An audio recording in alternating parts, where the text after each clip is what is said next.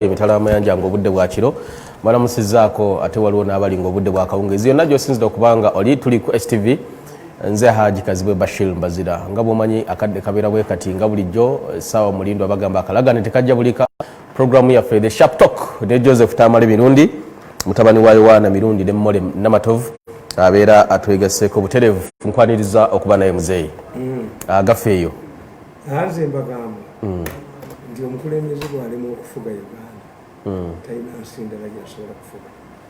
Omuntu yenna Uganda kasite mulema okufuga talifuga walala teri nsi ndala ina bantu bali pesi Uganda nnyangu nnyo nti omuntu n'aleeta akakampu otrakito bubiri ewatali vale ewatali kintu kyonna n'amala emyaka eki ali mu luguudo aluzannyira mu kunyiga ttaka 2 years or 3 kati bizinesi zonna eziri ku luguudo okwo zonna ne zifa amaduuka ne gaggala naye ne batabulawo basajja emiggo okuba abasajja batrakita ekikuleetedde obukambwe kiki lwaki otabuse ate kiri nkugambye nti zonna bwe ziri enguudo zonna bwe ziri why they avoid companies eziri ku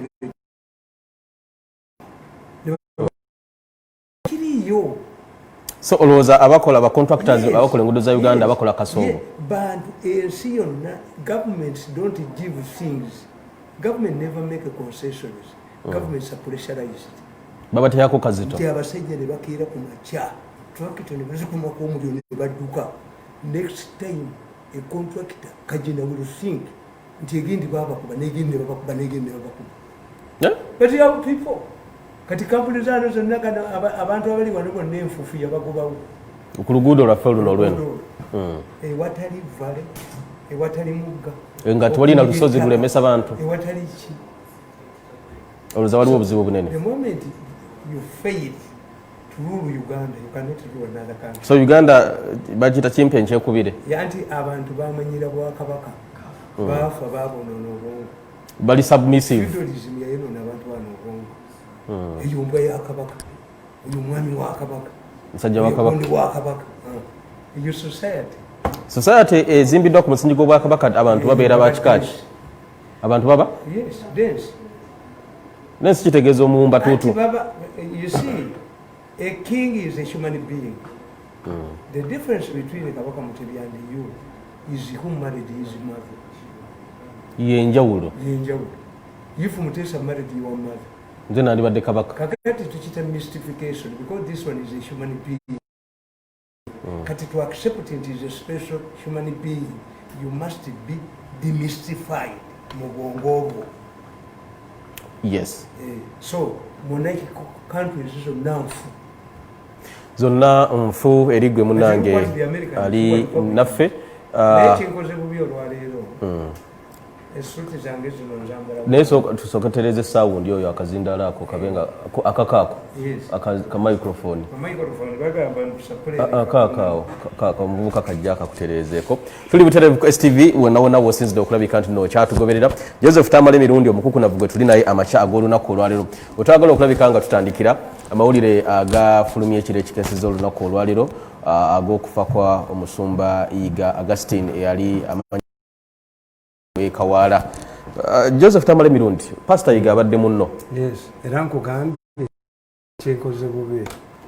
I prepare my suit according to I had already selected because I'm in a very happy mood. These are wedding suits or party suits. Ate sigenda kumbaga. Ngenda kumbaga emirundi eki mu mwaka. Kakati I reserve one until your family members. Yes. Nti kansoka n'ekyayiga. Gavumenti eno olunaku mujja kwereetera ekizibu. Bajja nawenya Bukenya okufa. Bukenya baali bategese bamuttire mu bamafiya banne. Ojjeyo omulambo gwe bayiwe gavumenti. The sitting minister, I remember Radio Simba, the sitting minister came to me. Nanga, tell your boss, Bukenya is going to be killed in the his home. Bukenya should share meals with the prisoners. Bagala afe bakiteeke ku Museveni. I remember there was also a function.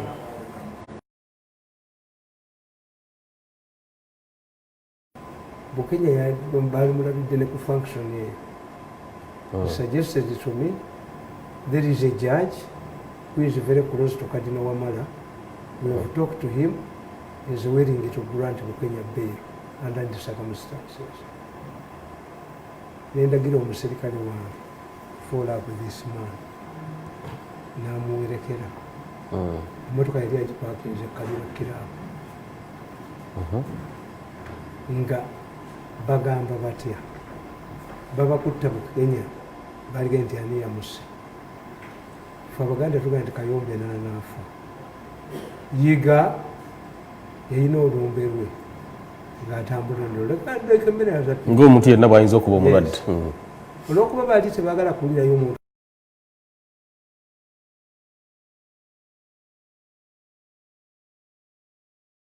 kitali. Naye kakati yefu yanalyze.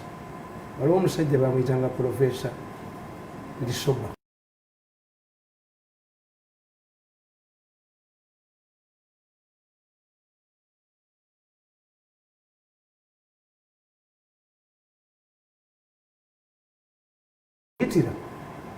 If Hitler did not attack Europe, we wouldn't have granted independence.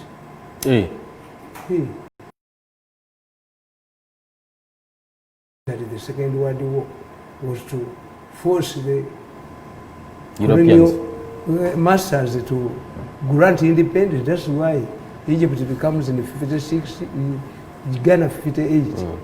Kakati, Lisoba bamujjako Abafaransa. How can you praise Hitler in France without looking at the man's statement? If coronavirus was there, as alarming as it was, how come that all of the students have gone back and we are not seeing ambulances returning them home? The incubation period for COVID-19, except the commercial COVID-19, the researchers have not researched, is 14 days. Are we going to see a mass of students who have gone back to school to return home? Because they are sick. He has exposed you. Chiyayogera afudde kituufu. Naye nze kye mbagamba nti muyigemu empisa. Some people, when you study psychology, oba mugende mbuuza omusajja w'eruziro oyo. Eruziro ojja kusangayo abasibe ba mirundi ng'esatu. Okay. There are people who are used to bad situations. Tulina bwe tukiyita mu psychology. Nti omwana omubbi atalina waasula, ehadikwa criminal, olumuta mu kkooti abba essimu y'omulamuzi ne bamuzzaayo. Omuntu yenna abadde mu life ennungi akaabira ewiiki ezi ng'ali mu kkomera. Tajja kulya mmere takola ki era basibe banne batunulira mutunuuli. Ajja kukakkana.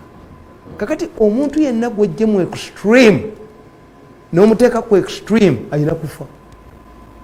Naturally. Kasiri kwanga yankubira essimu nalina wahamu nakuba essimu nange muganda wange Mirundi bankutte ndi n'embwa zange ku Kotagadi omwana ffe tuzaala myoyo mibiri omwana wange mbw abadde akolagana n'owatu mukundu omwana yaleeta emmundu omwana mu Amerika simumanyi kyali tekibafiiridde kaba abaserikale. The thing that the UPDF has ever handled properly is Kasiri. Yali agenda baleetera obuzibu.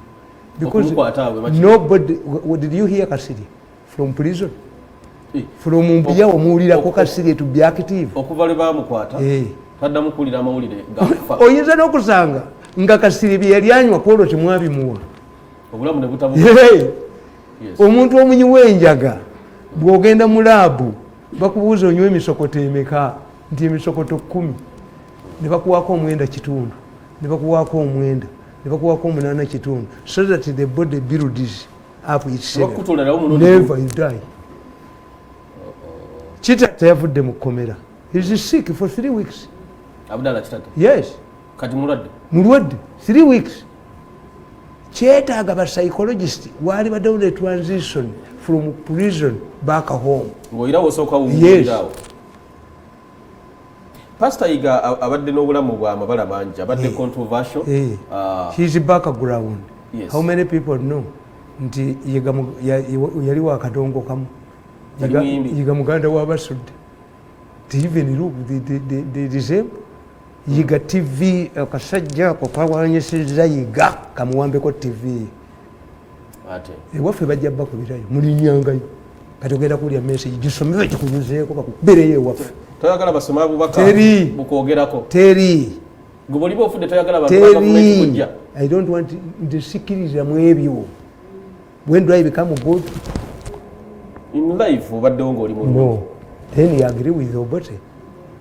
That Dedi Muganda is a good one. Yali tategeeza physically. Yagala sirabangayo Muganda mufu gubaga nti mubi.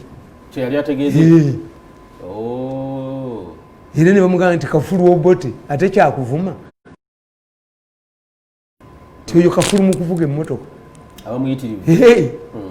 So kakati twetaaga reasoning nti babbi kati bagenda kujja baseeko obubaka singa babafundirayo ewange temujja kulinnyayo.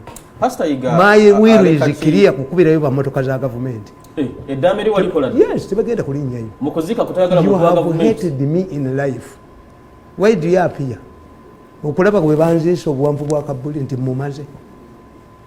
So era abana bo abagati emmotoka emyufu talinyanga wano. Teri. They hate me. But you are serving their leader. No, yes. As an individual.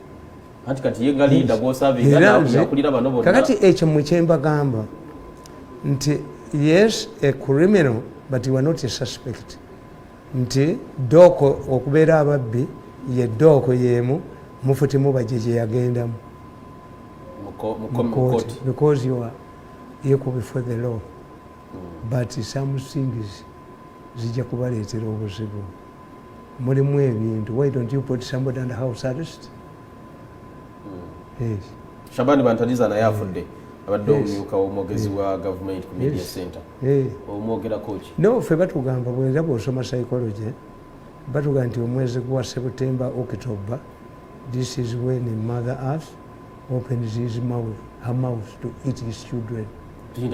Omwezi guno abantu bafiira mu psychology bwagamba. Yes. Nti October November. Yes.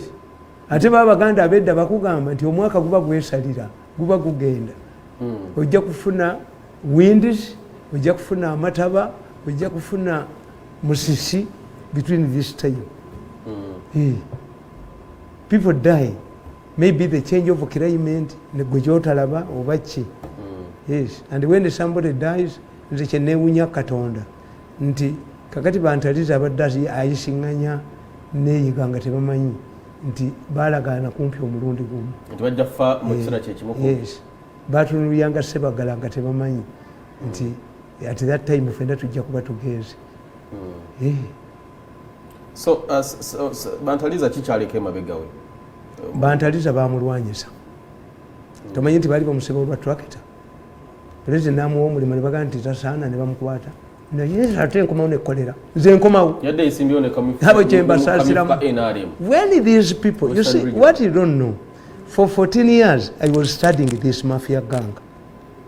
The mafia gang operates on humiliating. The mafia gang after humiliating you, they grab your job. Ne sente ne bazitwala. Mbukomewo benyondo nkwasa omutwe. Ono omwana nalinga na mutu. Lajivu yali babulidde. Ti omusajja yazze n'embazze tembezi. Ngogera jjo kubisa mu. Linye mutta. Kubanga you spoiled. What can I get after 7 years suffering? Nagamba bakazi bange. I'm going to fight. I have the costs of resistance for 10 years. I will defeat the mafia. Ngoli waweru. Omukazi ayagala okugenda agende, omwana agende. Naye nja kuba abasajja bano. The cost of resistance naza myaka. Obatuusizaawa. Mbamazi kikinyambazize suuti emu. Ba mafia? Yes. Obamaliriza. Anti kakati president yabagamba dismantle your organization. Eve mu mafia gang egende mu gonde mu think tank. Stop obubi. Kakati ya president kyatategedde. To the moment these people turned their thing into a think tank, international community has released a list of most wanted Ugandans. boba criminals kati wamwera ku kisawe bamuyolerawo. It is no longer a domestic issue now for the mafia gang. It is an international issue. Yes. This is enyuma. Teri kufuluma Uganda ya dokuli kati nokwata ko muno omusindike Kenya bwoti ku border alajana. That's why I'm putting all of this, celebrating the suit. Two, I watch them. Yesterday, between the professor and their chairman, Professor failed to promote him 10 times. Shaking. Chairman Namufuza, what do you want to tell me? This man, have you visited Mirundi official on the internet? The man has killed us. Omanyiba atula aba minister basatu. Omu full minister, powerful one, mulala minister of state for finance, another full minister. Kakati nibagamba. They in a heavily insulated place. Era bagamba we must make sure that Mirundi is spy in it and Museveni and the public should not access this information. When I was watching them, not listening. Somebody revealed, which is very sad. Somebody revealed. He educated Bobby Wine, put him in politics, graduated, entered the parliament, created a party for him, no. But Bobby Wine has been snatched by CIA. Revealing. Two, most interesting, I created DP block. I created for negotiations. Nemba teka mu sente zange. Nega akati Bobby Wine after visiting America, they say a grabbed him. Nadira abantu bange bonna bamabike bakakuyone bamakaku simanyi makuoka bani n'abagoba mukaku n'abagoba. Kakati bwamala okubagoba, I decided to put pressure on him. I went to court to bring the party back to Chibalama. The boy defeated us in the court. The boy, Bobby Wine? He's now his own man, under CIA. Now what I'm going to do, I'm going to release 500 billion shillings to bankroll all of the MPs across the board, including DP Block and the People Power, to put pressure on Bobby Wine. Bobby Wine, kakati ke kubuuza. Bwekibanga Bobby Wine omuntu omu yakudduseeko. What about the MPs? The mene ngabandi. Using your own money. Kakati when it comes to this, kitegeeza, what does it mean? Kyembagamba, nabagamba ebintu bisatu. Politics is determined by Iraq. Okay, sir. How could this man identify Bobby Wine, who is not a member of the mafia gang? In politics, they tell us that if you want to make an alliance with somebody, do you have a historical background with the Bondi? You will invoke in future. Tamale Mirundi, osibye omwana wange kuba akubbi. Do you remember the suit ye wagenda mu state house nzena gikugulira? You think it twice. Ngakakkana. Kakati abakulembeze bonna bafaanana ng'ono. Nti Eduardo Santos yereetera ono. Owangola amuddusa misinde. Gundi Levi Patrick mwana wasa kiruba has been brought. Bamuyinako bondi. Tebalina we bali batuddeko mabega. Naye mubabbi abaddemu. Nedda. Why did you invest in your daughter or son? Mwenna ababbi ne mubulamu omuntu okupromoting. Kitegeeza politics is determined by Iraq. Tamale twali wano ku Tuesday last week ng'omusango gw'ekibiina kya Nuupu gusalwa nkeera ku Lwokusatu ne gusalwa ng'omu ku baali bagamba nti ekibiina kigenda genda n'abalala bangi bwe baali balowooza enkeera omulamuzi n'awa judgment y'ebyafaayo ng'eri ku email n'aga nti kibalama n'abalala bakugambye the judge's judgment is still and final. Exactly. Why? I can explain this. What does this mean to the political dispensation? I thought earlier that it was Museveni fighting Bobi Wine's party. From the revelations of this man, is he himself who wanted to wrestle Bobi Wine. Not Museveni? Not Museveni. The man reveals. There is someone era nabagamba ti ekibiina ekyo kyekimu ku bubiina bwa NRM bwe yateekawo obulabirirwa Lugunda. Naye kakati tekicha nembagamba there was nowhere Rwakojo could register that party nga talagiddwa. Nembagamba era omusajja y'omu ayogera n'agamba we had to buy intelligence to keep a close eye on the whole process. We had to buy the media not to publicize this party's process. This is where Museveni is danger. So kitegeeza ki Kyagulanyi babanga alina ekibiina agenda kwesimba ku kadi ekibiina agenda kuba n'abaparlamenti ajja kuba president. That's a very good question. Kitegeeza ki First of all, we are entering because akalipa akabadde bamaze okukabuka na bino bye balimu toyinza ga nti embwa essengo zaba yeya ssengo. This one kills the other. Yes. If these sponsored people obwabo bubiina bwe beeteereddewo can have their signatures verified within a day, how can you say that you waste time in verifying Bobi Wine's signatures? Takyenkubuulira kakati nkugamba Uganda has entered a new phase with Bobi Wine's party. Yes, ngera bwe nabagamba. Actually, you've said the Uganda has entered the new phase. Bobi Wine is a new Uganda. Museveni is facing a new election gyatalabangako. Mukana akalulu.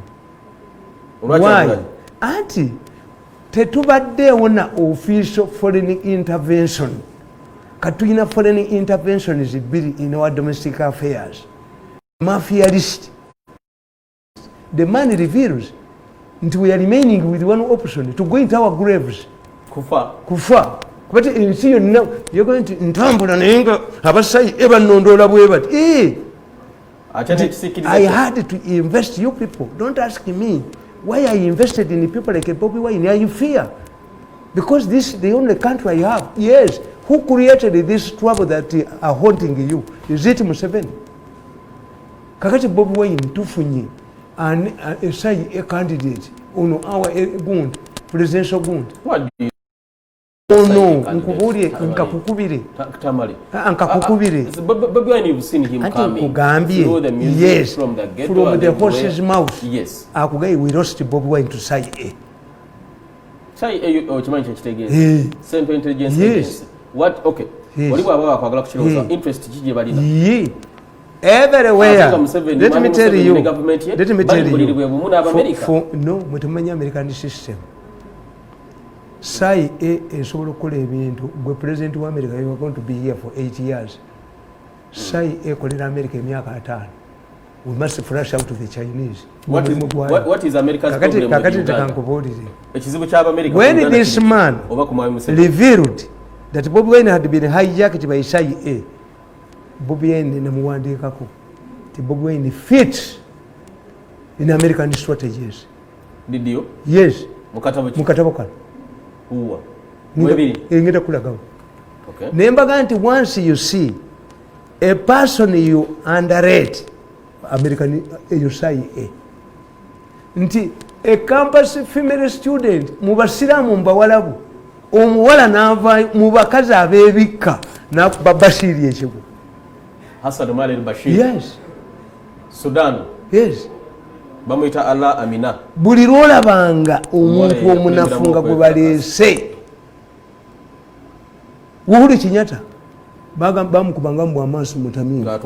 Ng'atwakadde amaaso afuze emyaka emeka. Sanja kyakubiri. Naye Abamerika bayingira mu Kenya. ne badda mu Youth gundi projects muyina protesting era eventually muyagenda wa boss namwegayirira tinjagala retirement naye baŋŋambire tebansiba. Tamale kansoke mbuze olabawo ekizibu eggwanga lyonna okuyambako omuntu okutereeza eggwanga. Yes. Katono good. Yes. Mwami Museveni bwe yalajja mu bukulembeze Sweden bamuyamba, Mobutu yamuyamba, Gaddafi yamuyamba, Mobutu yamuyamba, he did. Mobutu yamuyamba. Ngamuyamba ki? Yamuyamba era tayina yamuyamba. Yamuweereza ebyokulwanyisa. Ne Mwami Museveni trip yasooka okukola wano nga yakalira kwa president yagenda wa Mobutu. Yes. Museveni yagenda the first trip he made naliwo mu parliament. Yayita Otafire namugamba nti Congo go to Rwanda to Kigali. Namugamba there is no flight tomorrow. Museveni amubuuza flight, get tanks of fuel and get a Land Rover and drive to Kigali. Yes. Museveni explains why he went to Congo. First. His revolution yali shaking up the whole of era twali kuloka ke tizemu yiferongo time. But whatever it is, bwogamba nti kibi eggwanga eddala okuyamba omuntu ayagala okujja mu kulembeze. Oli ajja kujukiza nti ne Mwami Museveni yalinyira ku bibegabega by'abagwira mukyala we yabeera nga Sweden as a refugee era Museveni aga nti emundu zaali lunaana naye emundu yazijjanga ku bano kati lwaki ekyo anti nkubuulira nti the American break up countries Libya ate bo lumala omuliro okwaka ne badduka Libya omenye enkuba gye bakubamu Gaddafi abaana 6 boys bagende Benghazi ne bamenya police. Gaddafi overreacted n'asindika tanka 10 sankoze n'azikuba. That was the way. Buli lwolabanga omuntu omunafu kati ono bano be bamwereetedde. The man says recruited Bobi Wine, educated him, he graduated, put him in someone will tell you that ayogera yenna alimba. Atalimba ki? Anti kankubulire. People have seen Bobi Wine coming rising from nothing to something. Nakugamba abantu bamulabi kugambi nalaba omusajja kambuze Tamale oyagamba nti ya recruiting Bobi Wine yamutwala ne mu parliament okwesimba yategeka by election yategeka by election nze praising Bobi Wine nti Bobi Wine yategeera temuyinza kunkozesa. It was a mistake of this man, as I've told you. Which political bond, historical bond did this man have with Bobi Wine? Bobi Wine has escaped. Nebagamba nti twamuleta tunyenye. Yes. Nebagamba nti strategy ey'okuvuma Bobi Wine, strategy ey'okugulayo bakusasira tekola be bafunyeemu. Balina mukulwana nno. Anti bwe tebannategeera nti sente zaaweddewo. Stopping Bobi Wine okumuvuma n'okugula bakusasira was a strategy okulya ku Museveni sente as Bobi Wine progressed. Now that nembabuuza tyabanga seggwanga ewoganira omulwadde bagisala bulago bagikunyuulako byoya nembaga nti bakusasula byoya. A woman with a huge bum mumujjako kikooyi. Bobi Wine remained there. At that time who could listen to me? Tamale. Now kakati kiri kyekikulu nkugamba nti one, a person who was a mentor has revealed that has been taken over by CIA is on the ballot. Over true or not, over propaganda or not. That's one. Two, the president has also suffered 2 heavy blows. With the Chagulanyi's party? Sirabanga Museveni oyo. Mwenye waliwo golo ezinywa ewagunde ewonyango netumanya nti nedda Onyango atulimbye. Onyango goalkeeper wa atulimbye. Uganda Queens. Kati political power everywhere is influence and advantage. The moment you lose one of them, ofuuka yuko na bano. The day President Museveni accepted his brother to stand on an independent ticket, he considered a goal, a savable goal. Ku STV kwe tuli njagala tugende ku nsonga za we tuli Tamale kanyanjule ensonga era je tusido kwanga twogerako ku nsonga. Oyina n'okusoma wano akatabo kakyagula kasome ati tunna kampa niye bidalo binsomesa ku pista ate yakyagula nyo bituuka ngo bitereka linda kaka kaka lukasome you read it. We cannot handle so many things even if you handle Bobi Wine and we go. Tukole nti people forget that standing one. Yes. Tabo kano yakawandika andebe yakawandika nga 23 July 2017 ku lunaku lwa Sunday mu makage ezana kayitibwa Bobi Wine Victory or Revolution ke katabo komukulu Tamale Mirundi kano yawandika. Now page ya 3 aga people forget that politics is like marriage. In matters of marriage, it does not matter how educated or beautiful you are. Actually, married women do not consider housemaids as immediate rivals, yet a housemaid can easily ruin the marriage of a celebrated professor. The fact that she was once a housemaid does not affect her in any way because it is a process. She remains a full woman. It is also amazing to understand that voters can make amazing choices. Let us start with our neighbors in Kenya. When Uhuru Kenyatta stood for the first time as president, he was dismissed as a drunkard who spends most of his time in bars. Kenyans also accused him of being a political novice whose hands had never touched a hand hoe owing to his snobbish upbringing. His pictures in media always bore reddish eyes. However, President Moi had earlier appointed him as a powerful minister of local government and the vice chairperson of Kenya African National Union, KANU. This same young man, who was earlier despised, was appointed by President Mwai Kibaki as Deputy Prime Minister and Minister of Finance, and later elected the President of Kenya, despite the noose around his neck, which was imposed by the International Criminal Court in The Hague. I accurately state that his service in the first 5 years as president was very impressive. Njagala tulabe bya Bobi. Nanti yokira yumu. Bwali bazalawo. Nali mbandala njingira Bobi Wine. Ngoba we chokulabira ku Kenya. Uhuru Kenyatta bamukwana mfana mawulire nga amaso gamyuse nga bagamba atamidde. Tamali bya bufuzi. Takwatangana ku nkumbi. Takolanga ki? Kadne kyagulanyi. Nsoma n'omulala. Waliwo n'omulala? Bangi. Abalinga kyagulanyi. Let us look at the conduct of Tanzania's previous presidents vis-a-vis the incumbent John Pombe Magufuli. Magufuli has proved to be much more popular than anyone except Julius Nyerere. This is so because he abandoned the traditional way of handling national issues. I'm sure Tanzanians will hand him a second term in office by the Waliokulonda. This week. Wait, Auntie. Bategere nti kuno omutwe gukola. Chiwayogeranga Magufuli yakajja. Tibajja mwongere kisanja. Bagenda chimwongera. Kaluluka Tanzania ka week eno. Okay. This is so because he abandoned the traditional way of I'm sure Tanzanians will hand him a second term in office. In the Philippines, voters elected Joseph Estrada, who was a known gambler, matatu player. Yali muzanyi wa zala. Philippine voters defied pleas from the then powerful Cardinal Sin, who opposed his election. Cardinal yali wamaanyi nnyo n'abagamba temulonda musajja mukubi wa ttatu nga n'erinnya Estrada yali wandika mu Rudisha Livansi era yagamba baseya nti nze olulya nga muyingira bachalibe bayingira mu State House yamanira bayingira bava mu kibuga nga State House nga bali emmere okutuusa budget lw'eggwanga lwe yaggwawo nga bakeera ng'emmere ya State House. Estrada yawandiika yalya ekyabayamba era bw'osoma nkugamba nti baali balinamu kulooza eya impeachment ne bamugobako ng'akuba matatu akubira matatu mu State House ne bateekako vice we Arroyo. Yes, akakazi akalungi. Yes. Oro yava mu ghetto ku street azanja zala Kardinali n'avayo ne bamugaza ye gandula zo. Kayinali gaga temulonda musajja muyaye. Abantu beberera. Abantu bamugaza ye gandula zo tetuli mu bya kulonda papa. Katumale okumula mu katono nnyo we get back shortly in Angels of Tamale. Katudde katukomeo katono nnyo.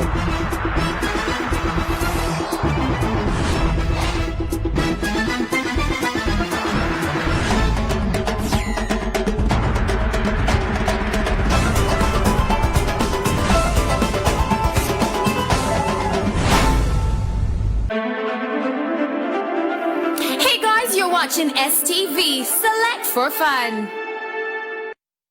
oyagala okusuubula emitala w'amayanja ffe aba TMS Enterprises Uganda Limited tukuyambako okusuubula ebyamaguzi byo okubitambuza wamu n'okufunira biterekebwa tubikusasulira nga bituuse e Mutukula e Malaba Busia ssaako ne Nakawa gwe yandyetaaze okusuubula mu nsi nga China ne Dubai tukiryalinga ebyamaguzi byo nga biyita ku mwalo gw'e Mombasa ssaako ne Dar es Salaam awo nno ne tubituusiza ddala ku mulyango gwo ate gwalemereddwa osasula omusolo tebweraliikirira tugukusasulira oluvannyuma n'osasula mu kibanja mpola ffe aba TMS Enterprises Uganda Limited tusangibwa Bugoloobi ku luguudo lwa Portbel olukadde ku kizimbe kya Maria okumanya ebisingawo kuba ku ssimu zino wammanga noti 754 25 56 46 oba noti 788 71 28 96.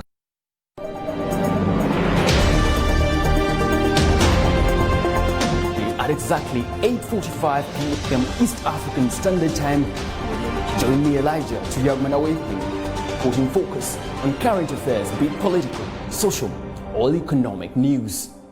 We shine a spotlight on our beautiful Uganda, the Pearl of Africa, providing information that is age-cutting here on STV with select news.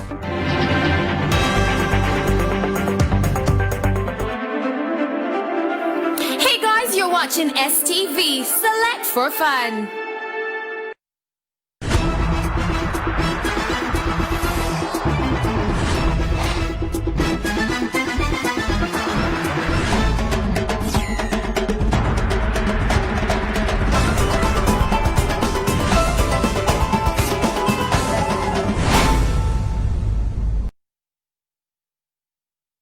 Mbazira the sharp talk on edges of Tamale Mirundi gwe tulina wano mu katabo ke kano Bobi Wine Victory or Revolution ke yawandika mu 2017 myaka nga 3 n'emyezi nga 2 nga amalirizo okawandika batugamba nti batwadde ebyokulabirako by'abantu nagamba be banyuma bamala ne bacupa so na yalooza ne kyagula nabagamba nti mumuzanyire ko mulabe Buyindi Prime Minister wa Buyindi onaliko Manmohan Singh ono gundi mpaze nga balonze omulala ono musajja omuhindu oyo omuhindu abasiraamu abavubuka battira abawala abahindu ku train babalepinga ne babatta oyo omusajja bahindula yakwata abantu abahindu ne balumba evillage y'abasiraamu ne batta 10,000 nga Prime Minister yalagidde muyaye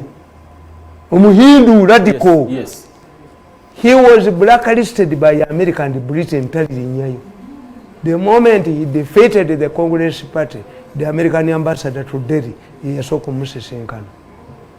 Ngabiri byagwawo dabali bakatali mbuyinza. Kati muhindu yennyini. Lidako yali akyali muvubuka n'adumira mu abahindu ne basanyawo ekyalo ky'abasiraamu. 10,000. Ne batta abasiraamu 10,000. America n'egamba bwe tali nyange wa.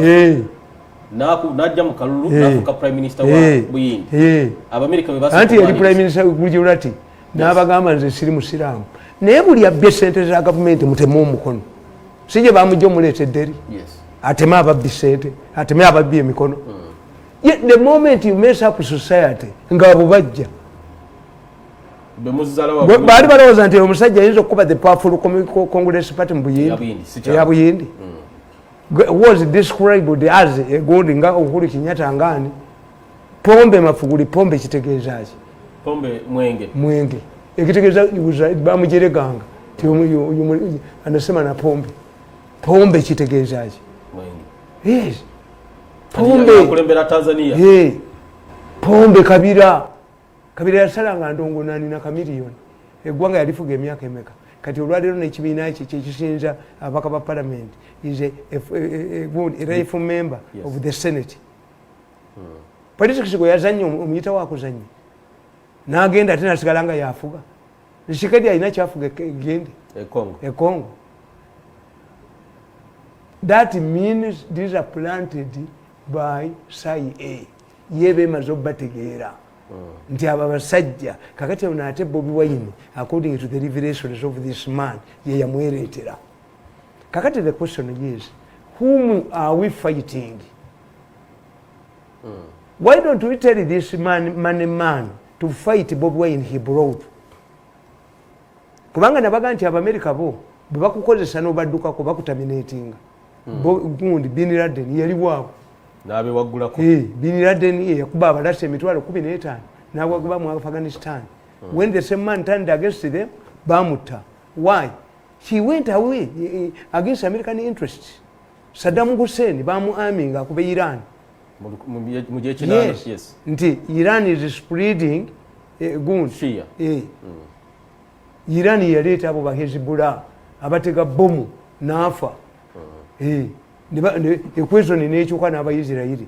This man comes to die. Ndio baddo olwana n'atya okufa. Kati olwana n'ono omwetegefu okufa. This is why Israel lost influence in Lebanon.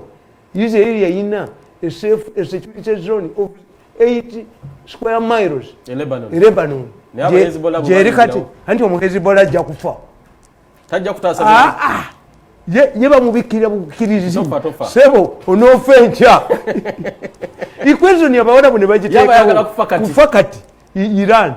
But data Saddam Hussein teyakuba ataba America tebamukuba. Saddam Hussein yakubako emeri y'Amerika nikufa America 2 mwaka. Olunga mukwano gwabwe ne bagamba mbu mistaken identity tebamunyega kuba yali mukwano gwabwe. Yes. Kati one yaleta Bobi Wine yamuleme. Bobi Wine simukubireko mu ngalo. Kasoka tegere Tamale. Bya omusajja ono. Bya n'obujozi bwe amu. Bya ne sente ze. Akasoka tegere international community ziba na interest ki mawanga nga Uganda amavu amakusere. Yes. Agali third world country nga ne Trump ya Twitter shit home countries. Anti kumweche mutamu. Batwagaza ki kike bagali. Trump asobola okufuga. Nesai ebera n'emyaka atano. Mission yayo. Tikakati abachayina bwe bajja. Africans were excited about the Chinese. Nti bote bakubuza democracy tebakubuza aki. Buli muntu yenna n'agenda China.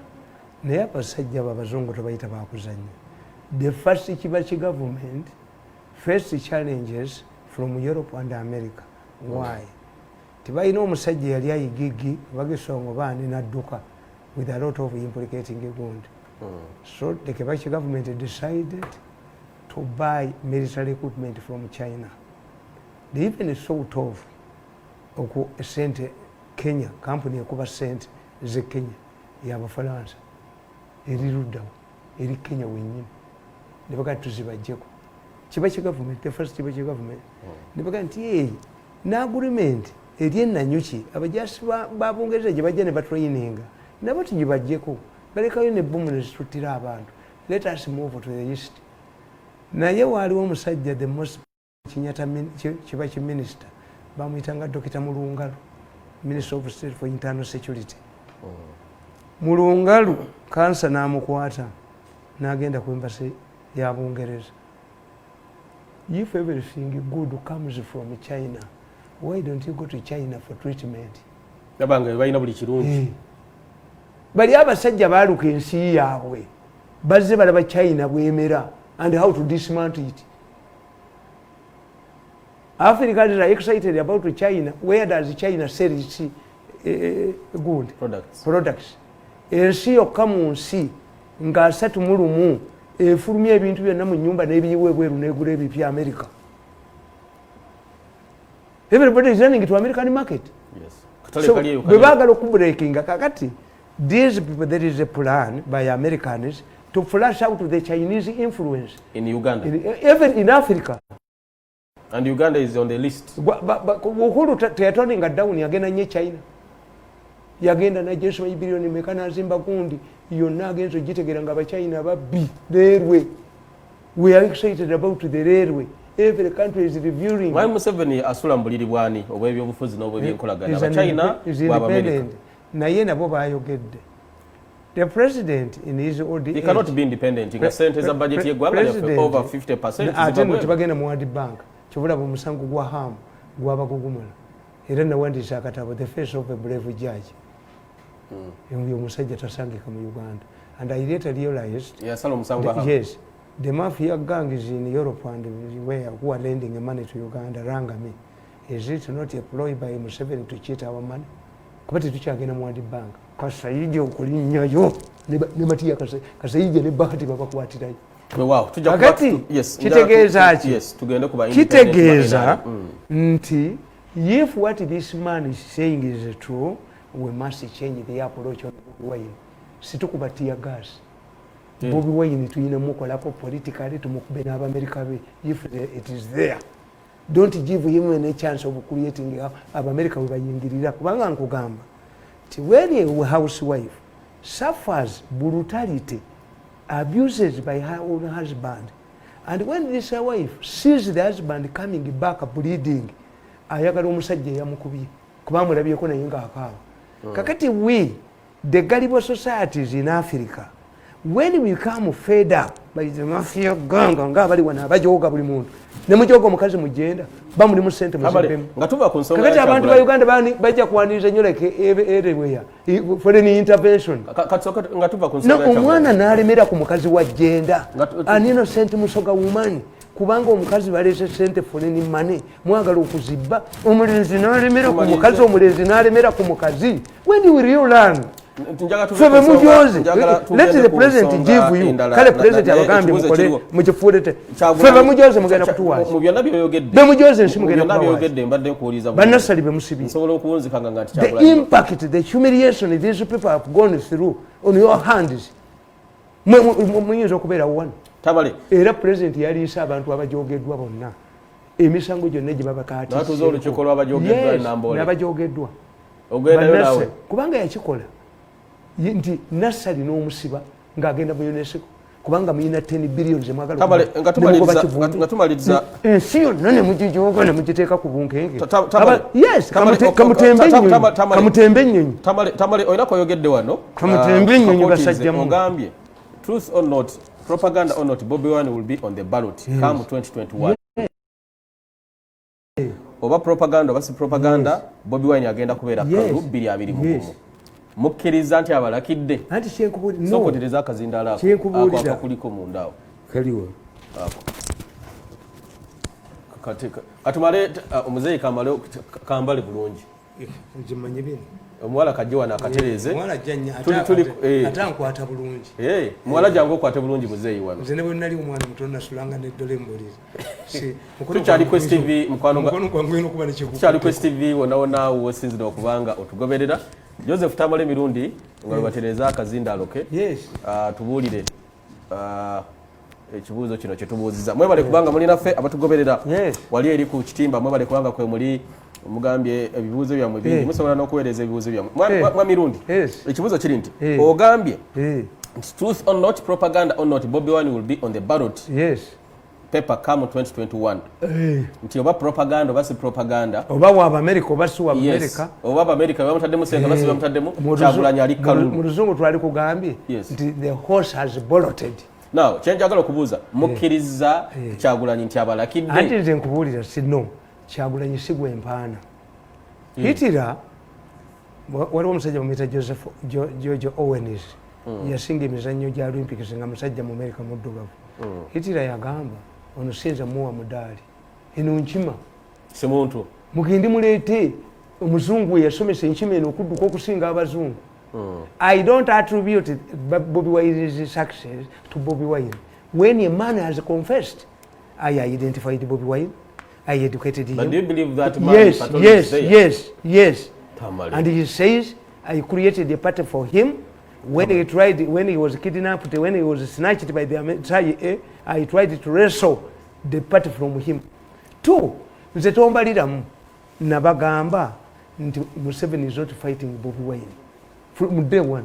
Really? Yes. Really? Yes. Kubyonna ebibadde baleeta akatabo ka Mwami Museveni nga yagamba Kyagulanyi Maruwa bamukuba properly bamuchapa bulungi bakamupiga wewe bakamupiga gendo mu motoka yange oleetemu akatabo gendo oleeta akatabo kange kebayita gundi kebayita the state house cast nabagamba nti omukulembeze ali mu state house alwanyisa aleka abantu be mu state house ne bamucreatingira abalaba abalala nga yetamanyi nga tabalaba what was I meaning to the people who supporting Bobi Wine inside the state house about supporting balabadda bana abasajja nabatunuli okuva mu 2009 nga bagala kusuula Museveni. And I've been writing about it. Nga tannajja. Bwe nga bayagala kusuula Mwami Museveni nga ne Kyagulanyi tannajja. Amakulu babadde balinda omuntu ayinza okusuula Museveni paka Kyagulanyi lwazze. Anti bo nabaga nti akazu nakakati batokalabanga kakazu. Akazu kajja ahuka akazu. Kati these people prefer their wealth. They are now cornered. They don't have the privilege of going into exile. Era omu kuba yabuuza, we are hated in Europe. We are hated in America. Are we going to go to China to eat snakes? Then why do you create the situation that forces you to go to China? Mukomo kujoga abantu. Kakati nkugamba ti Bobi Wine all of the strategy gye baali bamukolera yali paasi. Tamale. Yes. So katugende mpola Tamale. Tugende mpola nzikiriza mu mpamu edakika tejja kuwera. Boganti ti Bobi Wine walwa bamukuriyetinga. Bobi Wine wamulaba akaluka ekyaddondo teyakaida mu mukono. Sirika. Nindako. Sirika. Kamalirize muzeyi. Kamalirize. Akaluka ekyaddondo. Nkugambye emirundi emeka wano. Nti I saw a powerful minister giving voters 50,000 note Gandhi vote Bobi Wine. Mukaluka ekyaddondo. Yes, ask people if have not been saying it. Nga minister mu government ya Museveni. Mu by election ya Chaddo. Ngagamba mulonde Kyagulanyi. Vote Bobi Wine. What does that speak? Namuno mwekiri. Nti Bobi Wine yabakuba bombi Museveni n'egundi ne Besigye.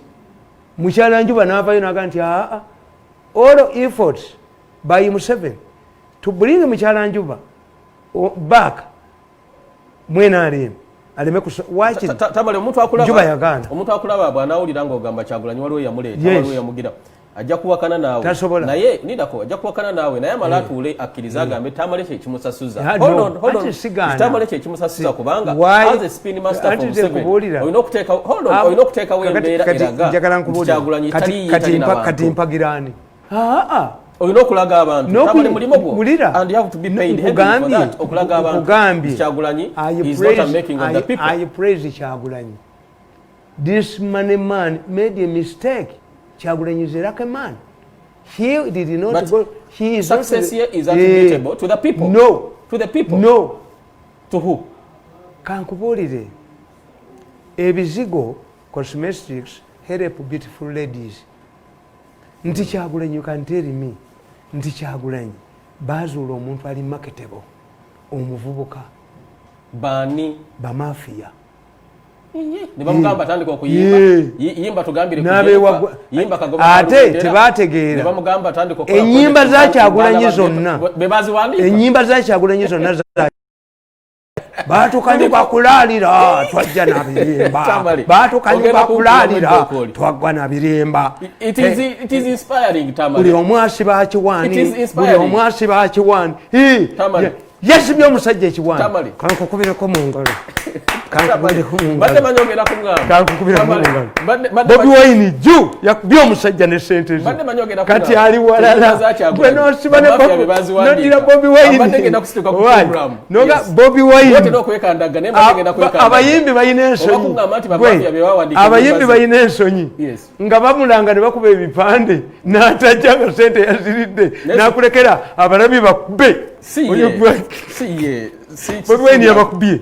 Bobi Wine yamutera musajja yamutera ne sente ze yamutera yamubinga akogeza n'olunyankole Bobi Wine yatera musajja yamutera yamubinga kati addako gubani kakati Museveni yalina crisis. Museveni ali mukatu. Yes. Why? We must use a different method because we don't know how cancerous the political landscape is on the side of NRA. Bobi Wine, if Bobi Wine has been identified before the mafia gang, ne bamukuleetera damage mbagamba bulijjo ne mbagamba nti mukwano gwo ajje wo bulijjo n'afunyisa mukazi w'olubuto akuleeta crisis yatandika ddi. Kakati Museveni's crisis is kina kugambi nti President Museveni akonsidinze to save goals bit Onyango. One, the president's decision to allow his brother and Kutesa's daughter to seek election as independents, yatte ekibiina kuba kati abantu babuuza what is so unique about Sembabule where people are allowed not to seek party ticket. Can President Museveni now have the influence as the previously when his brother yayimiridde wali kyenjagala okubuuza NRM eri mu katolo akabiru biva Sembabule yes mwami Museveni yalemeddwa okutaggulula kamwana we ne muganda we nekyo nakyo okyerabidde nti nakugamba nti politics of Sembabule will shape the politics of Uganda. Yes wakyogera nakugamba nti politics of Sembabule will change Uganda fundamentally. Noga ajala kukyusa ne parliament. Yes kubanga kakati kiri bwekiti. The president is facing a challenge from his family. But how can he? So koleke mwami Tamale waline mwami Museveni for the longest period munamawulire we jasobola okubeera naye. Mwami Museveni gwe bayita Saabalwaja ne mundi gye bayita Ruita Bagomi. Mwami Museveni alina vision akulembedde Uganda emyaka 35 akubye ekkoni n'amumalayo n'akola buli kimu alemu atya okutaggulula ab'Sembabule okuli mukamwana we ne muganda we Sodo. Museveni is siro goyinza omulowooza nti siro move naye aba ne solution. But Sembabule am exposing the message is sending nti sikyakwetaaga you resist era mwana wange ekimu ku binyambazizza essuuti eno Professor yatudde ne chairman namugamba don't bother with that arrogant man, let him suffer from his ego. Bamukube era namugamba chairman omusajja mugambe Museveni keeps amawulu he looks at you naye naleka amawulu. 2 Museveni by the time he mentioned something abamaze kifanyako solution. Chairman bwe yagambye gundi but Sembabule we have talked to him he is arrogant naye mu evening nazinyo amazina nga an arrogant man has accepted to go and seek pardon from Museveni. Sembabule this is what has restored me my trust in Museveni, because otherwise let me tell you a voter is like a beautiful woman. A beautiful woman must have a strong man. Chovolaba nti golola tatambula na bawala babi. Mukanyakaana era yategeera nti abasajja bantawanya. Yes. Kanfune ki? Boxer. You go to Europe, many international musicians, women musicians, marry their bodyguards. Yes, true. A voter needs protection. The moment I say M7, who is conceding several goals, you lose trust. You lose trust. How can you entrust my future to a man who is making, conceding, is becoming, accepting draws? That's why nze natuma omwana wange Salva Kiir lwaki. Olina omwana gwayita Salva Kiir. Nina Salva Kiir. Nina Salva Kiir, nina Mirundi Lebengula. Lebengula yali kabaka w'Abatebere yasala abazungu. Interpreter yamukolera endagaano n'amulimba. Kakati omumisa najja ekiro namugala Lebengula ettaka lyoli ensi yo giwaddeyo. Nayita omutaputa nti wakoze amusalako obulago. N'awandikira Queen Victoria. Ti interpreter wange abazungu bamuguze. Nanimba nensayininga endagaano ensi yange bagitutte. Queen Victoria yamugamba nti King Lebengula ng'olabye abazungu abali mu Afirika bonna si bange. Mulimu Abasipanishi, mulimu Abaportugal, mulimu Abafalansa, mulimu Abajamani, mulimu sikakasa nti abakubbye bange. Lebengula yoyola abazungu bonna n'abasala. And he declared he wanted the British. I have my son Lebengula. Salva Kiir, weak as he is, yatwala macha. Emundu yafugira mu State House. Omwana w'omutumota Salva Kiir. When Museveni was still with negotiating with the Mbabazi, Salva Kiir yakanti ekibe toka upesi. Amasasi nagafugira mu State House. Decision making. Ye Salva Kiir moyo. Moyi. Kati gwenzana mutuma moyi. Ugenda kudda moza alomba. Webali. Mbuto wenze. Moyi. Why? Because Moyi naye yali decisive. Moyi was a decisive man. Yes. Bwe bagenda nga basowuko. Kenya was being torn apart. Nga abaana ba university balumiriza. A white car. white Benz yabadde wano government of Kenya yamututte Moi directed the police to arrest Nicholas Biwott, put him inside. Yamukwata Moi omwana we yali sente gagenda ali mu bantu, put him inside. Nakuga nti Moi minister yagende mugabana abajuga Museveni namuga gwe wamwe ogenda kugwa nkwadde sente ogenda okula abalonzi yagenda mu T-Dopi spia motors ye Kenya n'agula Benz baba bala sente mukuma nga fake money. President yamuteze kakati ne bakubira State House. Yes, we are having your minister, your excellency. He has come here to buy a Mercedes Benz, but the problem is that the money is a fake. President yamwadde sente genda kula kalulu nagamba didn't he know that there is a difference between a Mercedes Benz and the voters? Pereka huyo kwa mabusu, pereka huyo mjinga kwa mabusu. I gave you the money, fake money deliberately. A president giving out to fake money. Yeah, but fake. Amusibe. Yamutega akatego. Yes, Moi yayita professor. Namuga nti help me to assemble my government. Professor nagaba before Moi chava mugoza gwengate wewadde. They are impossible. They can. Now we better minister wa gundi.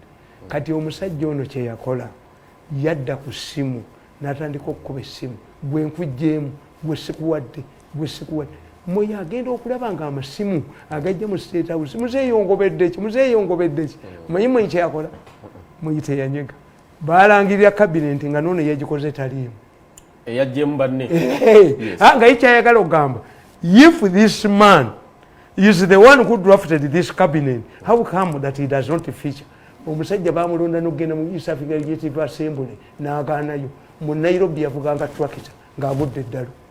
Stress yamukuba. Moi was decisive.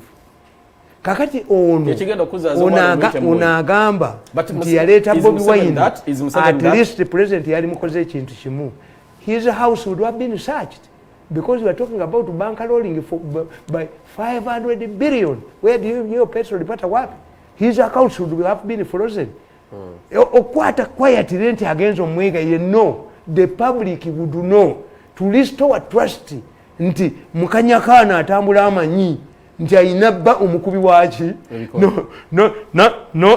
no mweza atula nagande wa yakana tanzise ebiko tambula mwana gwange atugoberera the sharp talk ne Joseph Tamale Mirundi wetri togera ku security mbiseera ebyo kulonda bikulagamu olunako lwajjo police ya Uganda yafulumiza je bayis manyo yawe akatabo akagenda okubanga kabajambako okutereza n'okulambika abasirikale ba police mbiseera ebyo kulonda Tamale police netegefu etyakola ku kukuma abantu mbiseera ebyo kulonda because mwaka ku mwaka efulumya nga iri ku ntiko yabasinzo okubenye dembe y'abana Uganda. The issue is not how.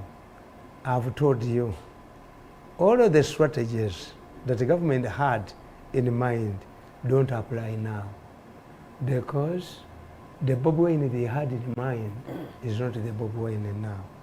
But my Bobi Wine twamuvuddeko. Anti chenkubulira. He factors ne mubino mwali. Anti kakati gwe Abamerika bo banonye ekintu kimu akalulu kabeera mu akavuyo bafune we bayingirira. This is how they penetrate countries. Ekitegeeza alowooza okuba abantu tear gas n'obakuba amasasi is unfit to be in the police now. And the police tekikole yati kyenkubuulira Bobi Wine kati yeetaaga ffe aboogezi. Waliyo mutabani force wamuweereza mutabani wange nadde simukuba emiggo miggo nadde mpise nnyina musanduku lembaana bange yazze wano mukwano gwange nambuulira mpokedde mbu bagenda kuba omutwe mbu mutaani wa Mirundi ddiro yakuyingirira n'alemu bagikoledde wa mbuga ne mugamba bagambe gwe anti kampite nnyoko nkusiimuulemu mu baana be family eyaffe tejoogebwa. You decided to go to people power, you remain there. Bobi Wine can leave people power, my son cannot. Tasobola n'omukazi tasobola kuva mu DP. You come at my home at Izana. Motoka ziriko bifaananyi bye ezize wa DP bya DP n'ennyumba eri ku gate kuliko ebifaananyi bya DP. Tomuyinaako buzibu. No, I recognize. noyambala nawe akakofi kibonenga kakyuse kiki enkofiira bazinziyako kati nina empya ziri enandi bazitwala nawandikira president ampe taxi gundi clearance nyingize enkofiira emitwalo 2 toze ebbaluwa bagituulako babo tebagala kiri okujjako nga bakibbiramu obubbi bwabwe bwe buli kakati nkubuulira bakiwanda tebasobola Bobi Wine. Museveni must change the whole thing. Now that we have known that Bobi Wine is an inside job, aduse the goodness he is aduse kumenta we. Kakata how cancerous. Tamale, someone said that we get the chant Bobi Wine waliwo abamu mentoring waliwo omuntu eyamukola. Someone said Tamale is a beautiful liar. Okay. Someone send in a message he's a beautiful liar. Has this idiot listened to this? Again, Tamale is a beautiful liar. Has he listened to this recording? Which has forced some people, and you see they don't know. Mwamaze okutula wansi gondi yamubuziza chairman yabuza professor who are those other two who attended this meeting? When the Minister of State for Finance, another is Banange Professor tasobola kwogera bulungi. Yet today I was watching him trembling. Yes. Kakati ze nkubuulira. Security egenda kukola etya? Bannayuganda beetegeke bate because buli kalulu kabeerawo abantu babeera mu bukeeke Tamale. Buli kalulu kabaawo abantu baba mu bukeeke Massachusetts ya gasi. Omanyi ya Express? FC. Express yali ekuba amayinja. Express ngekuba bali firi. Express bagikubako goal 5 ne drawing nefuna 0 ne bagikuba nya ne bagituma 5 mu nya nga terwanye. Why? Nga the coach is free. Tababie. Election violence erupts where a person wants to go to parliament by force, by all means. Tobabba baliki bakirizi. Kiriza abantu balonde. This is a different election. Mutaddemu sente nyingi billion. Freeze this money's account. Such how mwakole wambabazi. Tamale, akaluka tugenda mu kaliwe kati. Mu byobufuzi kalu tekali mu besidi. Mu polisi tekali mu kayihura. Yasiganye. Kagenda kufaana nakati ya kali mu Bobi Wine, kali mu Nochora. On the line of security. How is it going to look like? Let me tell you. The mafia gang have transformed themselves into a think tank. Naye omusajja yakugambye we must give traditional leaders money. Manyi kyava y'omutwe ne galubindizi kubanga ali decent. Ne bagamba we must control department heads. We must have MPs. We must have local leaders. A think tank is the name. Mu Italy, the largest communist party in Western Europe was in Italy. After the collapse of communism, they became what? Progressives. He said he was not a communist. Onogondi, Boris Yeltsin, who was the chairperson of the Communist Party in Moscow. So changing a name does not matter. Removing Kayihura from the police, does it change its ideology? What you need is to overhaul the police. Because they said Kayihura, they didn't say Kayihura. Tebagambaga bugambi Kayihura yali kanda wa NRM police. Therefore yali aserving interest za NRM ngali mu police. Olwaleero ekigenda maaso mu kalulu akaddako. Waliwo kakati olowooza y'omulamuzi yabadde tasobola kulya ssente. Omulamuzi yatidde repercussions. Sekana. Yasaze omusango. Bajja mutta n'abaana be. Nasala amazima. Yes. Omulamuzi bamuyitanga Mr. Justice Order. Baali baagala kujjawo bazira yatta bonde mbula muyindo wa DP mu kinaana. Amoni bazira. Kiyonga n'ayitamu. Kiyonga ne bamuddusa emisinde abasemenyi balwenzi road. Kakati bazira bwe bamukwata ne bamuleeta mu kkooti. Naye nga alina omusango gwa mada obutali bailebo. Kungulu baateekako fayiro eri bailebo. Ne bamugjayo basulities bagera amaze okulosinga border ayingidde Nairobi ne bajja mu kkooti. Ffe tukomezzaawo omusajja tetukyamulaba. Once you return the sureties court orders badde mu bakwata. He was nowhere. Naye baabuuza omulamuzi, why did you give a man who was on murder charges bail? Naga nti, can a judge turn himself into a state attorney? Did the state attorney tell me that this man, although he has a variable charge, but he also has a non-variable charge, could I turn myself into? Kakati na wano wechiri. Police wants to turn itself into the electoral commission. No, the electoral commission wants to turn itself into a campaign manager of the candidate. Chichiba tugene pola pola. Police ya Uganda yagala kwefula kachoka bya kulonda. Akachoka bya kulonda. Nikefula candidate. Campaign manager. Kiriza we bakuwangudde bakuwangulewo. Kati embere fana. The moment you allow people to elect their leaders freely. Banalwanira ki. Express wajikubanga eggolo nga terwana. Naye refu n'alya ssente era waliwo refu bamuyita Kapalaga.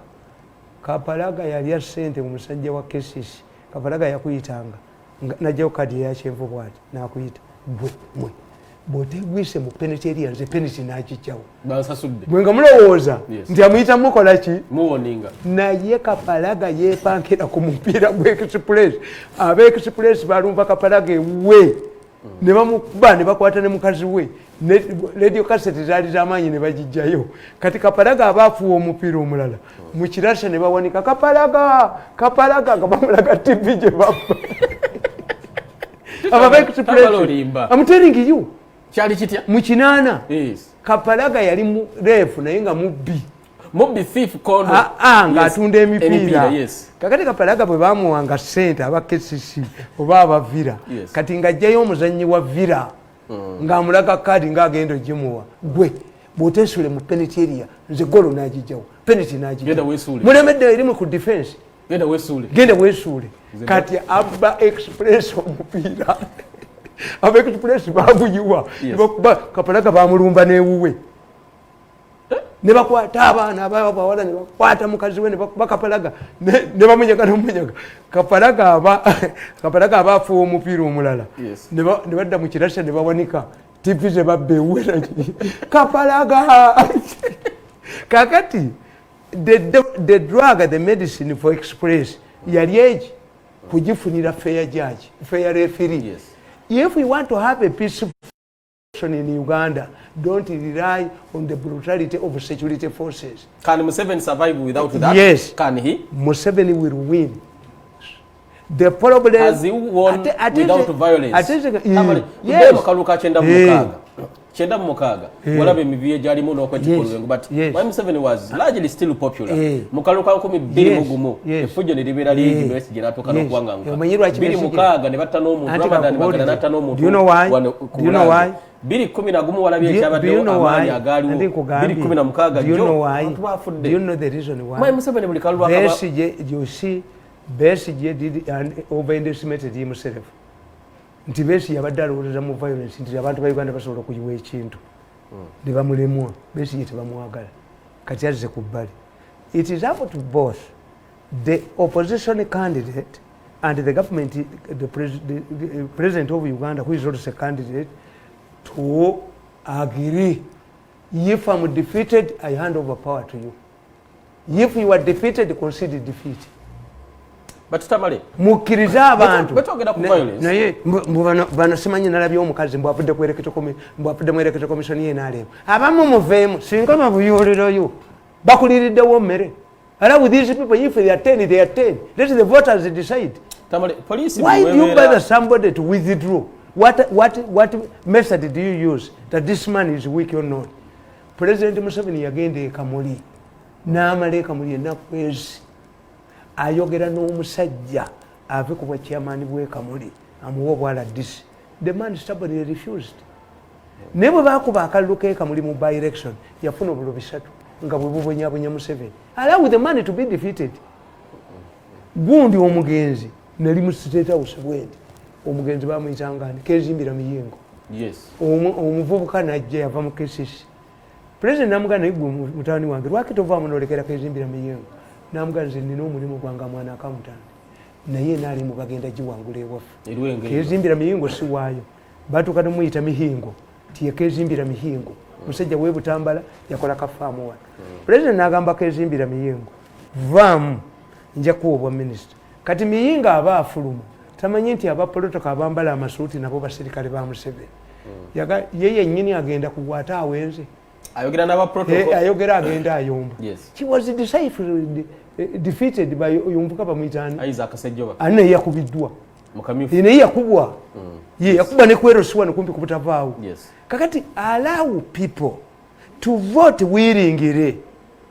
But can the government of Uganda ngeri mu kalulu esobola okukkiriza embeera eyo n'ebaawo anti mubadde mukikkiriza kyali kibaddewo Tamale anti mukkiriza bulijjo mubadde temuyina enemy penetration Tamale kyali kibaddewo gavumenti nega katuleke system etambule kankubuulire olwaleero Tamale ng'abantu ba NRM abambala obukofiira nga bw'oyambala bagenda ne bajaganya ne bakola ebivulu byabwe abantu ba ebibiina ebirala walaba obukofiira banopu babukwata oba FDC babukwata n'obulala ng'abantu bali mu kweyagala kyenkubuuza fair play eriwa let me tell you people know that you were Muslim tebakimanyi kakati singa bakujjako erinnya ly'ekisiraamu nsigala ndi musiraamu kakati omusajja yayambadde akakofiira ke ne bamukuba nga n'ebifaananyi bye mu bikyalo mwebiri akakofiira kamujja kuki.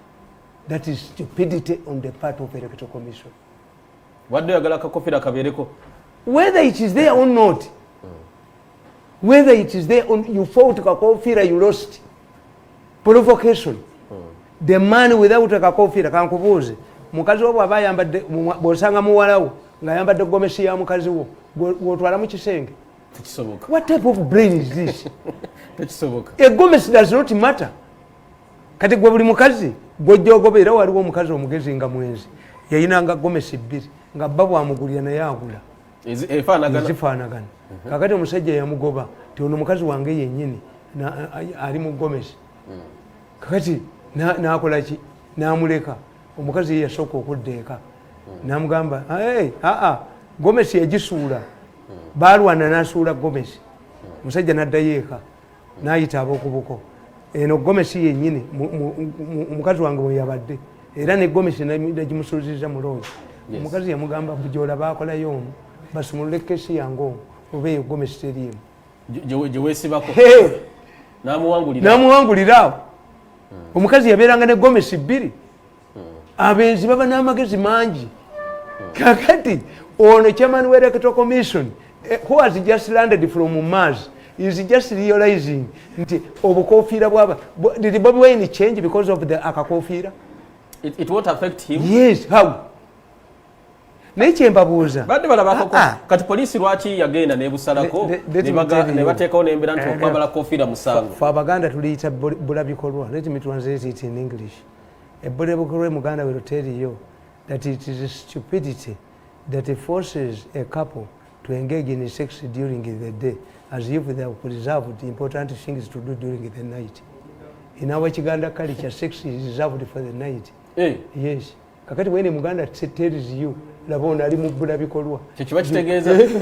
Ntibawanula amenvu emisana nti ekiro munaakola ki okwanula amenvu is Uganda is a metaphor for sex. Timuli mukwanula amenvu misana. Bali mukwanula amenvu. Amenvu baina gawanula ngeze wagundi okumulaba nsanze balina mukazi we bawanula amenvu toka nti banana kati baloko mula mukanono nnyo bana Electoral Commission bawanula amenvu misana tudda.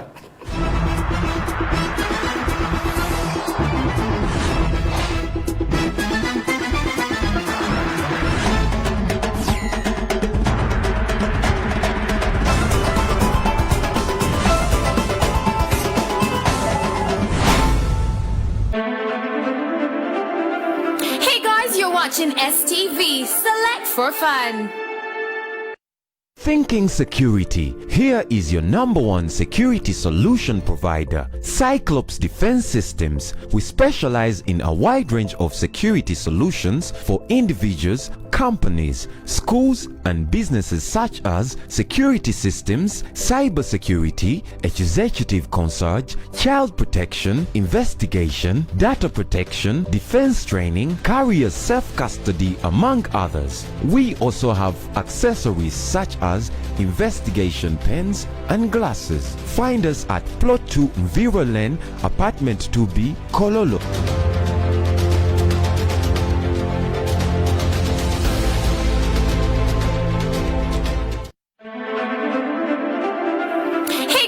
Watching STV, select for fun.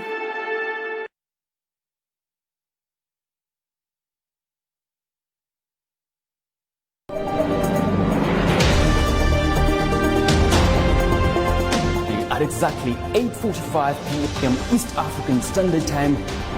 Join me, Elijah, to Yagman Awakening, putting focus on current affairs, be it political, social, or economic news. We shine a spotlight on our beautiful Uganda, the Pearl of Africa, providing information that is age-cutting here on STV with select news.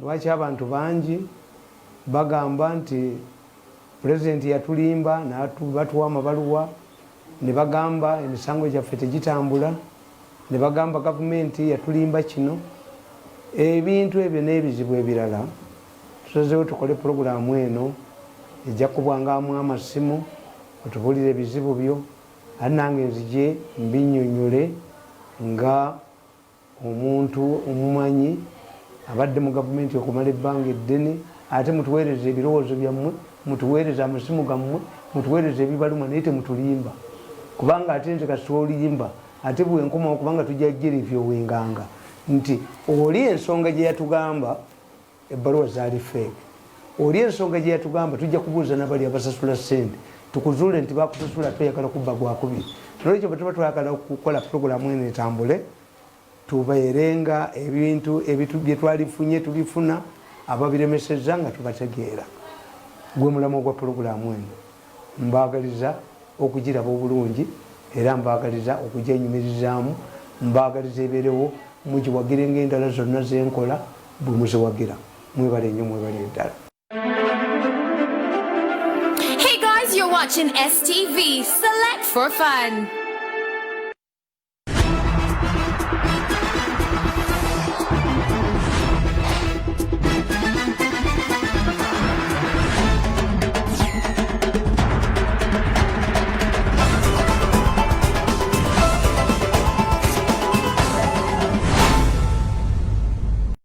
Nyo nyini dala kubanga ochali na feku STV the Sharp Talk nze haji kaziwe Bashir Mbazira tubera ne Joseph Tamale Mirundi okufunira ensonga ez'enjawulo nga bezitambula wiiki ejja lunaabeera lwakubiri nga luno ng'akakiiko k'ebyokulonda kali mu lunaku olusembayo okusunsulamu abagala okukwata bendera z'ebibiina by'obufuzi ebyenjawulo n'abagala okujja nga bwannabunigira ku nsonga y'obwa president ate nga mwakitegedde kukozesa akakiiko k'ebyokulonda kakakakasa abantu bana mu bonna nti bano empapula zaabwe oba emikono egibasemba nti mituufu balinidde kulabika nti nno basunsulwamu ku mande ne wiiki ejja. Mwami Museveni ajja ku mande okwewandiisa ekyambogo mwami Kyagulanyi yalangirira lwakubiri ng'ennaku z'omwezi 3 November. Kakati etasi conclude. Yes. Nkugamba nti since we are under unlike previous elections now we are under these international opportunists are itching to see how to break this country like they have done elsewhere. The ball is in our court. Okay. Deny these people an opportunity of Kavuyo. How do you do that? Yes, let Museveni offload. Let people help him to offload the unpopular leaders. Nze kyenewunya ku President Museveni. Nabaga nti what puzzles me about President Museveni. Museveni is like a man who can hand a lion alone and fails to hand a dog. Asobola okumegga asiba empologoma omuntu omwemba nemubunya oluki. Museveni, the survival of NRM, Museveni told us that NRM is like a rail station. There are new arrivals and departures. Most of the people are making noise here. Museveni managed to accept it to offload Bijandisari. Did the NRM the party collapse? No. Museveni offloaded his long time friend Kategaya. Did the party collapse? In 1989, Moi was facing a rebellion in the party between the younger people like the Rutos and the older people. Moi yakola ekintu kimu mulongolongo akaluka okusimba mugongo ke kakuba abakadde ne kabamalawo emisana tukunga mwana ba bakaita mulongolongo Kenya. Moi in 1989 introduced a new method called mulongolongo. All of these already people were floored by the younger people. That's why Ruto, Cyrus Girongo, abavubuka babayitanga Youth for Kanu 1989. Naye Moi bwe bamutuusanga Museveni n'atunuulira nga mu kibiina kye tayinaamu mu kimwonna tayinaamu Moi had a chance which I think Museveni is not having. Moi picked Uhuru Kenyatta in office. Kubanga President Moi bakugamba nti ekyamutabula ennyo ngavana babbye budget y'eggwanga yonna ne basikola ba professor nga bakyayagala okubba changing names. Moi yakola gundi Kenya Bus Company n'agiteekamu buli kintu kyonna ng'abakozi gavumenti yebasasula baasi za gavumenti fuel gavumenti yemusasula. Moi mu myezi 6 Minister of Transport n'amwanjulira nti kampuni egudde. Moi n'agamba nti you people egwetya ku kyonna kye tutaddemu ku free things. Yes. How can a company operating on free things collapse? Which money do you need to buy? Kuba mwali badde mungamba tulina surplus politics. We don't carry excess baggage. We are like a plane. Tetula excess baggage. Nankabirwa era naye asaba Museveni cent okugira. Nankabirwa has made Museveni hostage. Every bill by no more cent.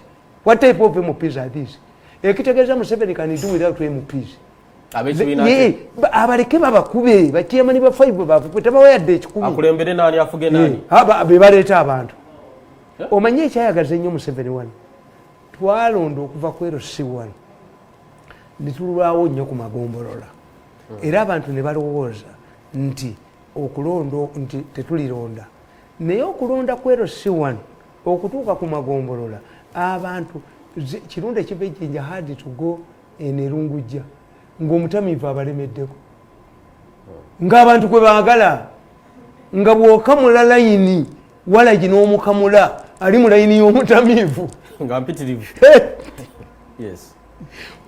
Another gundi contentious area yali Namasuba ng'omutamiivu abalemeddeko. Why?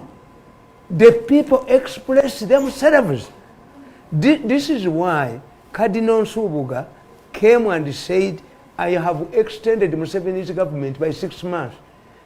But NRM egenda okuleeta proposal nti yeeyongereyo emyaka emirala 5. Cardinal Subuga era was subjected to leadership by Gundi Munansi and other people. But the Cardinal's message was not 6 months. The fact that extension, the time would be negotiated. Why? The Cardinal Cook had seen Mulukulu Wenda Kinana nalondera Lubaga Kalidinali yatusooka mu layini. Kalidinali n'atulewa kanga mayise mogere akoze eki. Kakati Kalidinali Katonda amuyamba alaba ku kalwa akalisala akeero siwano politics yafiira mu kaluka CA ne batwala mu sefulia ne batwala no allow these people. If this man has allocated 500 billion, obanga Bobby Wine yamwewa kuna bano bajjamuwa kulako. Because monetization of politics tamalo jakikiriza kiza ku mulembe gwa Museveni kibina cha anti why basobola okuwangala nga tebalina bibiri violence ne sente anti kyenkubuuza nabagendedde kwa lali kankubuuze kubanga Africans don't want to evaluate and assess. Has the buying of MPs helped Museveni? Yes, it does. It does. Naisao byayagala amateeka ne yati what cost nachusa na amateeka okuyongeza mbuyinza kubanga yabawa sente ne bajja ate n'abagula bayise ebiteeso bye asasula emirundi ebiri nze mbagamba abaleke mu France. In France there is what they call the cohabitation. Cohabitation means that the president of France can be without a parliament. Mu mateeka gye kiri cohabitation nga parliament y'abantu balala. Nga majority si ya president. In a presidential election, not in a parliamentary election. Kakati president singa janga parliament yonna si yiye and it cannot given a fair nga temulise nga abakkiriza ne babakuba Museveni will be bringing 45%. 45%. Ababaka ba parliament bajja kujja abaleke babakube ensezine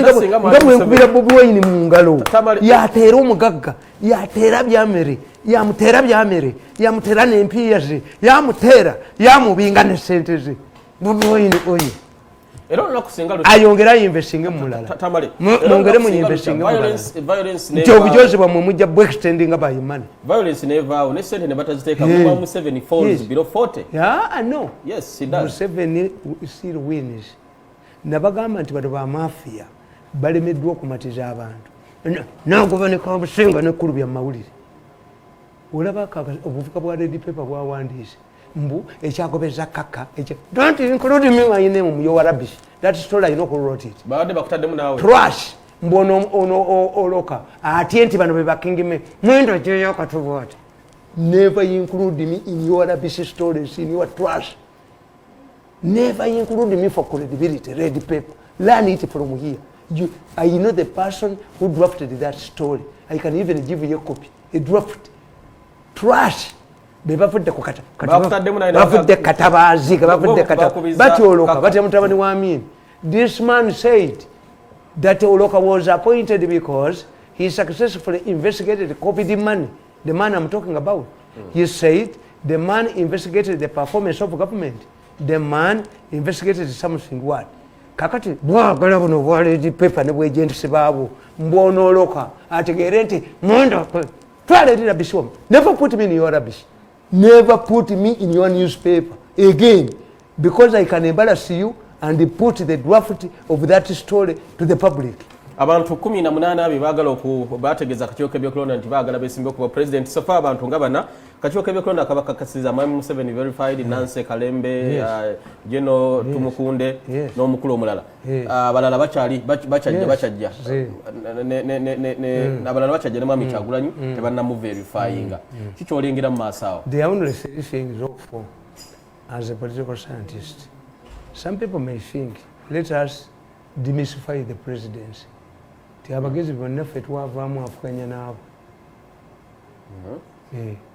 era kyekyo nti AGA tekyajja ab'emyaka gi two nti abo bebavuganya obwa pulezidenti bwa Uganda. I said no, don't tell me that a presidential candidate can only pick signatures others tebabisobola. Let somebody deposit 100 million shillings. Nga percentage jafunye bagitemako ne bagimuddiza. Bakawa watu tujja kulaba zino zikawa wazini mbwa tujja zirabako.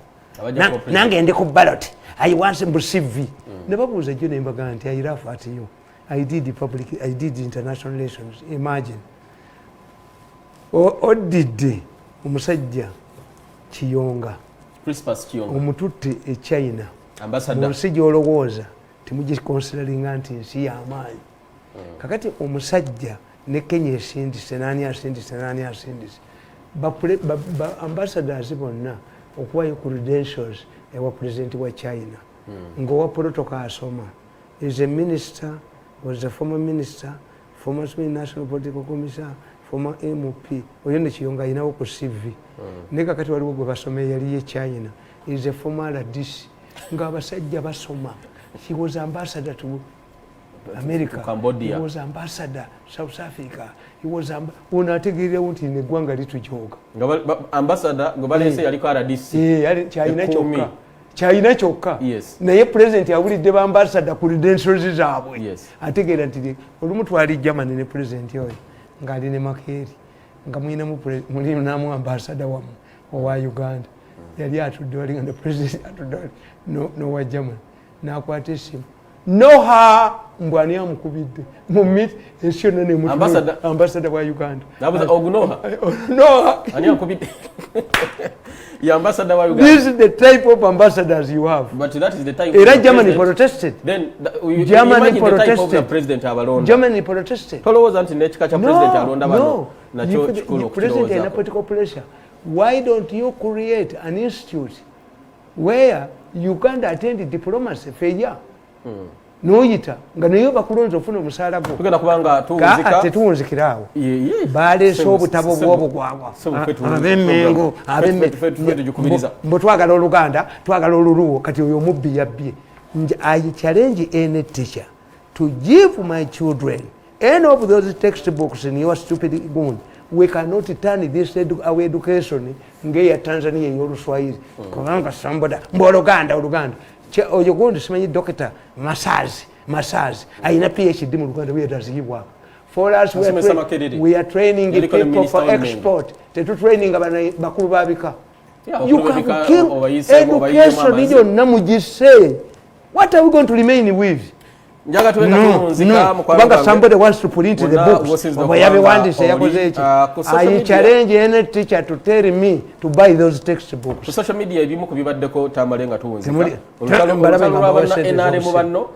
Nalabye fulu figa nga tabuse nalabye bajjo nga akaba amaziga nga omusajja oyo balamu ne balamu naye n'amwanukula tebategeera bajjo ne balamu bali bubi tebasoma they would know the time for fighting Bobi Wine yaggwa awo n'ayitawo tebakyamulwanyisa ate kakati abalwanyisa Bobi Wine baakiri. It requires different players. The time for kusaasira babbye. Kati their problem is not blaming Balamu. Their role is over. Nga bwe nabagamba nti kakati baleseeyo buno simanyi mbubu abayimbi buki nabaga nti abayimbi bababbiramu tebayinza kukkiriza Bala kugulawo naki bagende wa Museveni ne babayo 10 billion kakagombyo n'omutwe gwako nakakibuno bukibuuka ne bubba sente kati gwekkiriza yefu nabano ba mafia bali kambuza abantu bagenda mwena ali mukulya bakukula nabano ba mafia bwe bali ba professor nti ba professor tebategeera nti bo ba conveyability bali tebachajja mu meeting ku Zoom tebakyaliko. Why? The professor thought that this was going to be a daily occurrence. No, there is a windfall. Obadobba, have you invested this money? Did Bajo invest the money? Where did he invest the money? That's why a man like me, I have resisted costs for 10 years. Naye mbadde nakamala emyaka 8 sente tewakyali bo balowooza nti Balamu kyekizibu. Ne Museveni yazukuse ne sente zo zaaliyo bazirya naye balyanga mpola. Bajjo yegwe Bajjo omumanyi mulaba bulabi Bajjo yali mwana muto ng'agwa ensimbu ng'agwa mu kyoto kakati najjayo kya feesi ne bamuteekako feesi endala kakati abantu nga bagamba kino kye baabajja Jjo kitandise n'okwogera. Bajjo muntu no babbye kati abo Bajjo babbye bakkirize. If they did not invest in money, then Bobi Wine has reached a level eyaba intellectuals kati abo tebakyetaagisa bamubajjirako face kino kye baabajja Jjo nakyo kitandise okwogera ng'agwa ensimbu bumukebera olabe oba kantu kantoyinza kajjako. Tujasiika n'omulundi okuddako abadde Joseph Tamale Mirundi ze Haji Kazibwe Bashir Bazira zo.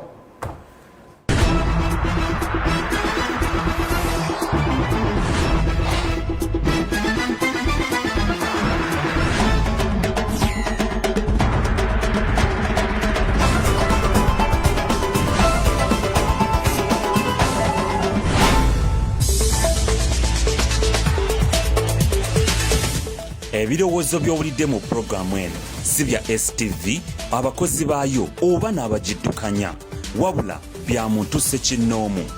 STV erungamizibwa ekitongole kya Uganda Communications Commission.